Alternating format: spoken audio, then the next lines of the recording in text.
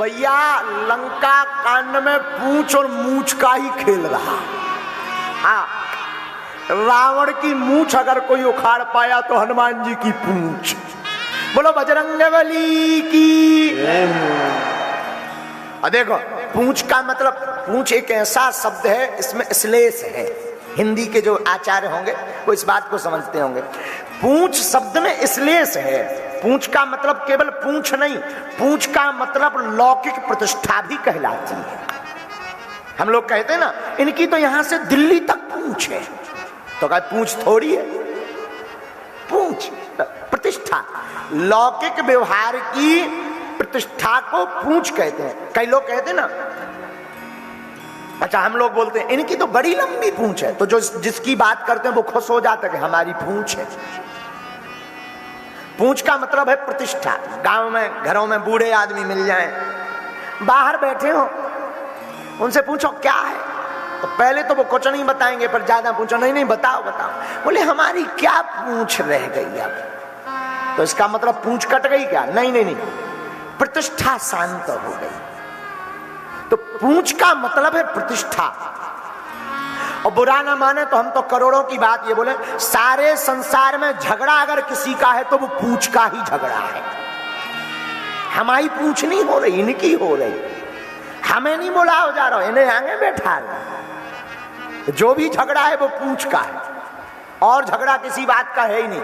और पूंछ का ही पूरा खेल है।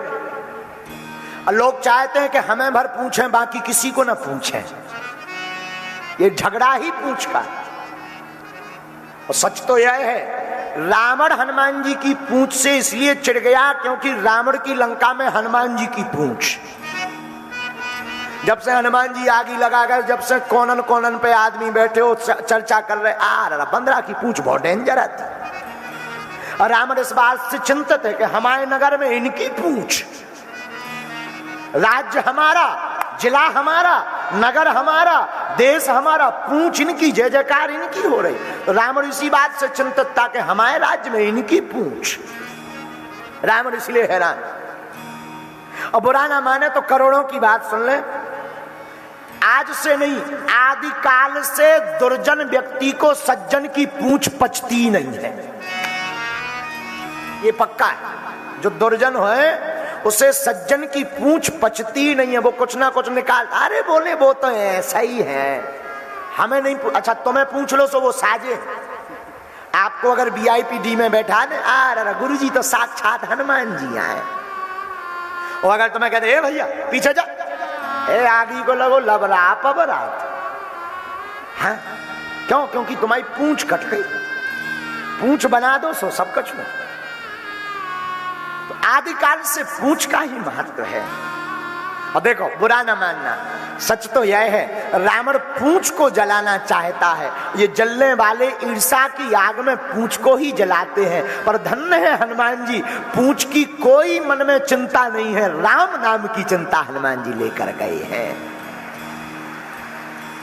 हनुमान जी को लंका में पूंछ की चिंता नहीं है। जब हनुमान जी को बांध करके ब्रह्म अस्त्र ही साधा, कपि मन कीन विचार, जो न ब्रह्म सर्वानयो महिमा मिटे। अगर हम ब्रह्मसर को नहीं मानेंगे तो महिमा मिटेगी। हनुमान जी ब्रह्मास्त्र में बंधकर रावण के सामने गए। जब रावण के सामने गए तो रावण ने कहा, मार डालो इस बानर को, मार डालो। तो किसी ने हनुमान जी के कान में कहा, तुम्हें डर नहीं लग रहा? रावण मारने की बात कर रहा। हनुमान जी बोले, हमें डर नहीं है। क्यों? मारने वाला है भगवान, बचाने वाला है भगवान। रावण कह रहा, मार दो बंदर को। हनुमान जी बोले, हम हैं बंदर, सुन ले 10 कंधर, हमको कौन मारेगा? क्यों?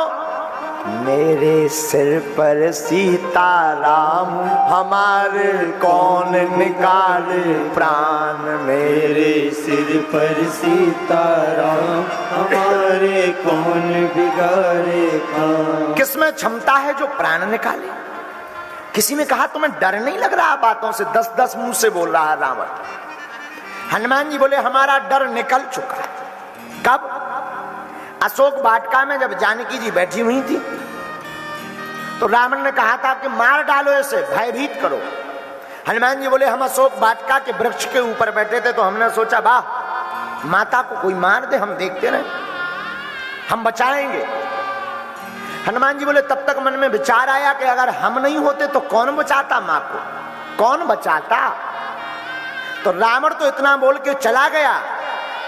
राक्षसियां जब श्री हनुमान जी महाराज को जब श्री जानकी जी को मारने के लिए प्रेरित हुई, उसी समय त्रिजटा नाम राक्षसी का राम चरण रति निपुण विवेका सबनो बोल सुनायसी सपना सीता से करो हित अपना।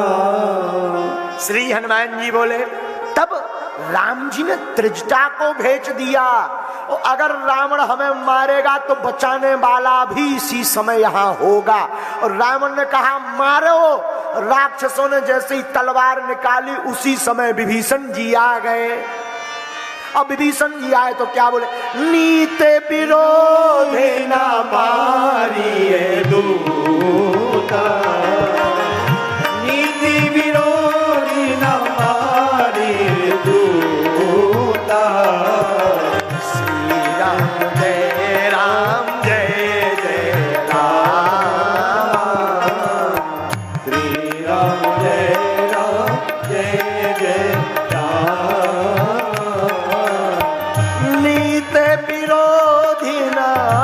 नीति विरोधी न मारिए दूता। श्री राम जय जय राम, श्री राम जय जय राम। विभीषण जी बोले भैया नीति के अनुसार दूत को नहीं मारना चाहिए। तो रावण ने कहा क्या करें, आनो दंडे कछु करम गुसाई, और कोई दंड दिया जाए।